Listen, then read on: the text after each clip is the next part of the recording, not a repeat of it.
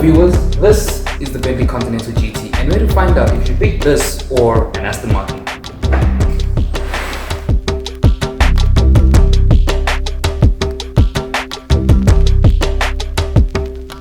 Okay, you guys, so now we are inside the wonderful Continental GT, and I do gotta say, I think this is the nicest car I've ever sat in my life. I mean, you have leather on the doors, you have wood paneling just going along there, leather on the door as well, and then you got the fast, well, not the fast, but like the wing mirror right there, and you got the blind spot monitoring, as in all other VW Audi products.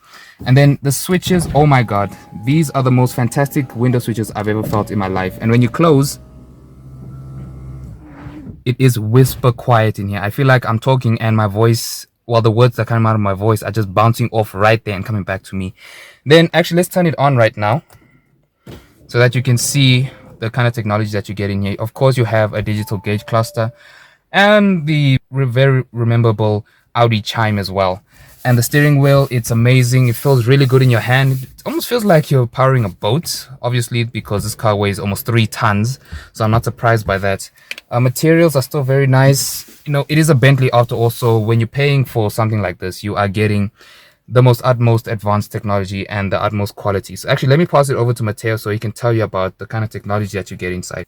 Okay guys, we are now in the passenger side, and I'd just like to emphasize on what Eugene has said about the overall quality you get inside a Bentley.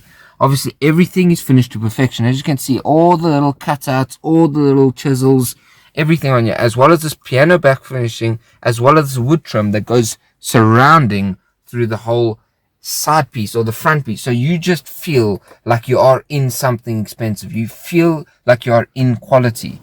All the finishing around the sides, even in these vents over here to keep stuff in, your storage vents here, there is leather and soft touch finish with beautiful stitching running along the sides here, especially on the doors. And this goes for the seats as well, where you have the Bentley badge stitched into the headrest.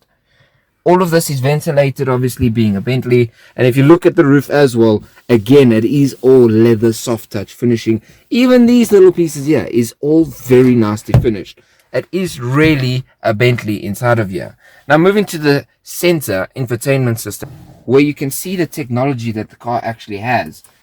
And that is a fun thing to do. I will drive just with this on, without any sort of technology showing you. As to me, in a Bentley, it really is about the driving experience of the car, being inside such a high quality car. Obviously, like we were in the Range Rover video, we are actual little children inside, and so we press all the buttons. Luckily, all the buttons do something very interesting. And as you can see, the system is quite quick. It runs quite well. There's a little bit of delay, but it actually works really, really good compared to a lot of its competitors. As I'd say, I think it is slightly better than that of the one in an Aston Martin, which is its main rival that you look towards, other than that of BMW or the German brother or sisterhood, as you'd like to call it, as Bentley is now run by Audi. You do get this, which is the coolest feature that you can get on a car, I think, other than the spoiler button, which is a Bentley clock, which is really nicely finished. Again, all the vents are all really nicely finished. All the little buttons, all the displays, everything is just finished to the T, the best of quality that you can get. So let's head to the back seat to see what Leto thinks about the rear of the car. Now, often with a Grand Tourer or just a two-door coupe, the back seats are definitely an afterthought. It's sort of like you just, I don't know, you chuck a amputee 2-year-old back here, and that's about enough space you can get. So in terms of the Bentley, it's quite a different story. I can actually sit back here perfectly fine and have quite decent legroom. I mean, well, in terms of decent, I mean, well, my feet or my knees aren't exactly dug into Matteo's back. I actually have some space from the back of the seat. Unless you wanted to have a little bit more legroom from the front, where now my legs are free, but his legs are not. Yes, my legs are not, and well, it's like my back is it's like Matteo pushed me into the back of the seat. But there is not so much of a downgrade in terms of quality back here, except you do get this little, well, let's just show you. This comes off entirely. There would be a hinge down here, is what you would expect. There isn't a hinge. It just is designed to come off like this.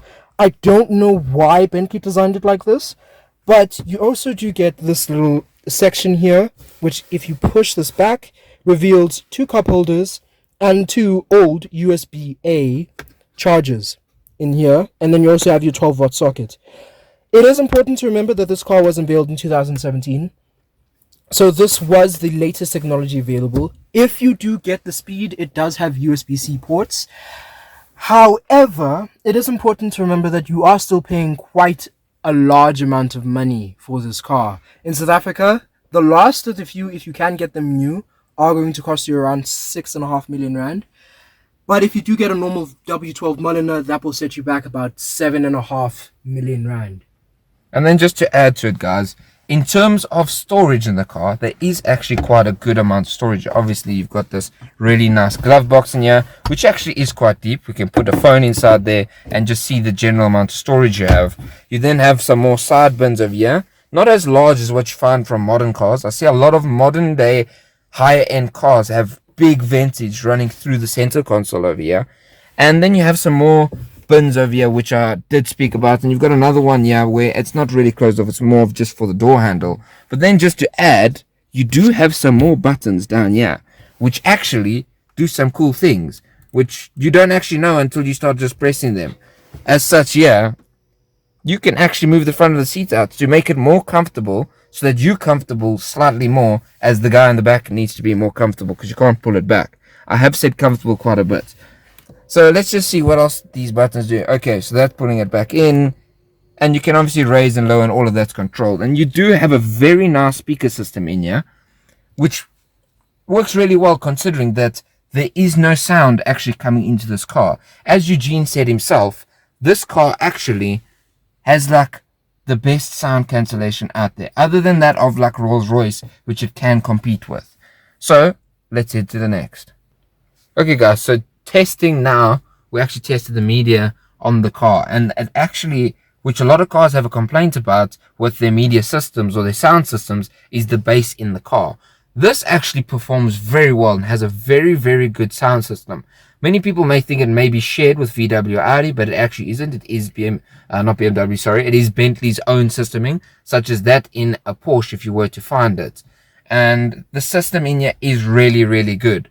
And I then just wanted to add one more thing. Sitting in the front for a long while is getting a little bit uncomfortable in terms of legroom.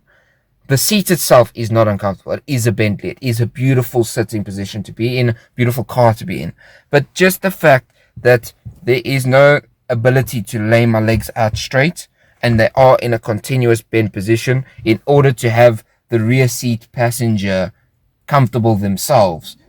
This is hence why I might actually buy a car with 4 doors, such as something as an RS7 or along the lines of that, just for that comfortability. I mean, generally you aren't going to have someone that's over 5'8" to 6 foot in the back seats. So in that case, definitely the Bentley. But if you plan on having some more friends or people who would actually enjoy driving in the rear seats, get a car with 4 doors and more space. And now we're in the back of the Bentley Continental GT, and I want to say one thing. Bentley has done a great job in improving the rear end of this car. The difference between this and the previous generation is quite a bit, especially in the back. You see the difference here a lot. Not so much the front, but you do have this much thinner designed rear tail light. It does have the same diamond effect as in the front that you did see at the beginning of the video. We're going to cover that again in the beginning. Another thing that I really like about this, it's very elegant, it's very nice detail, is that to open the boot, you simply press the B and it comes up. Now, this is what I want to say. As much of the interior options as you have for the interior of the boot, you have the same amount of options for the actual boot itself. You can match the interior, you can make it the contrast color or the tertiary color of the interior. You can have it to be this sort of polyester feeling material, you can have it as deep pile cotton, or you can either have it leather lined. So it can be just leather, the same color as the interior, or a different color if you want. You can match it to the wood, whatever you want. This is a Bentley. You have as much options. Actually, you have more options than all of the rivals, except if you're considering it a Rolls-Royce. But one other thing that I want to mention is that the boot itself is a lot larger than what you get in other cars, especially compared to the Aston Martin DBs. The DB12 has a little bit of a smaller boot. I don't know the exact size in terms of volume and all that. Eugene will put that down below over here. and you'll be able to see the difference. But I can tell you that it's a lot bigger. It's noticeable. One other thing that you do have here is the spoiler that comes up. This is a bit standard compared to most other GT cars, except the 8 Series doesn't have this, nor do the Ferraris do, except the Roma does have it in sort of this section here. Kind of renders this useless, but anyway. With the Bentleys, this does come up. You can either put it up yourself through a button in the interior of the car, or you could set it to auto via the infotainment system. I will say this for legal purposes, that this does go up at about 80 kilometers an hour if you are a police officer.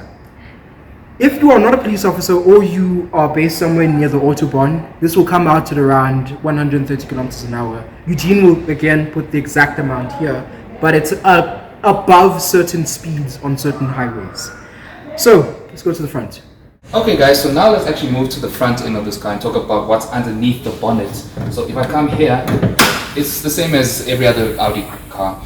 So under here is a 6-liter bi-turbo W12, not a V12 like most other engines, but this is like two VR6s just put together. So underneath here it's about 650 horsepower and 900 newton-meters of torque, which is good for 0 to 100s of about 4 seconds or 3.7 seconds, because after all this thing weighs like 2.8 tons, so it's carrying around a lot of leather, a lot of technology, just a lot of composites. Now compared to something like an Aston Martin DB12, that's about 671 horsepower and right around the same amount of torque. But compared to it, I think I would pick this because honestly, with the Bentley badge, it's just a bit more premium, and you know, you do get to brag a bit more. Another thing I want to speak about is the oil cap right here. I wish you guys can feel this. This is the heaviest oil cap filler I've ever felt in my life. I mean, it's probably as heavy as the key right here. So when you're buying a Bentley, you really are buying a premium car. So let's actually try to start this car so that you guys can actually hear it.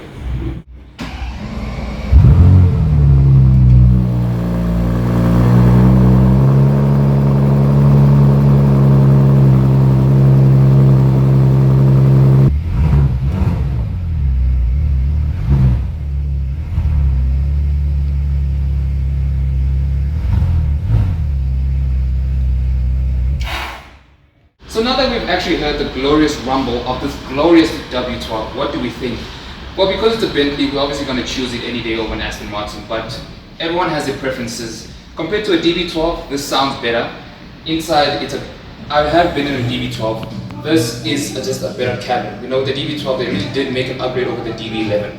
So actually, thanks again for watching. Make sure you hit the like button, also subscribe, and well, we'll see you for the next one. Bye-bye.